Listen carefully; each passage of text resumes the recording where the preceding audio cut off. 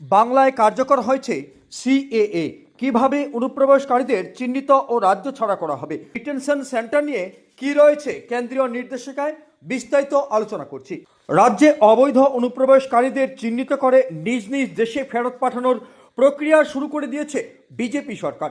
পশ্চিমবঙ্গের মুখ্যমন্ত্রী শুভেন্দু অধিকারী বুধবার নবান্ন থেকে সাংবাদিক বৈঠক করে এই সংক্রান্ত আইন কার্যকর কথা জানিয়ে দিয়েছেন।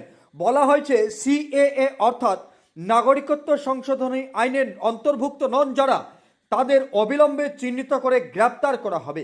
তারপর তাদের সরাসরি তুলে দেওয়া হবে সীমান্ত বাহিনী অর্থাৎ বিএসএফ এর হাতে। বিএসএফ তাদের সংশ্লিষ্ট দেশে পাঠানোর কাজ করবে।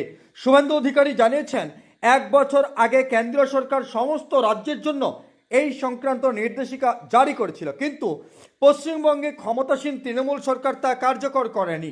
অবৈধ অভিবাসীদের ক্ষেত্রে ডিটেক্ট, ডিলিট এবং ডিপোর্ট নীতি নিচ্ছে পশ্চিমবঙ্গ সরকার।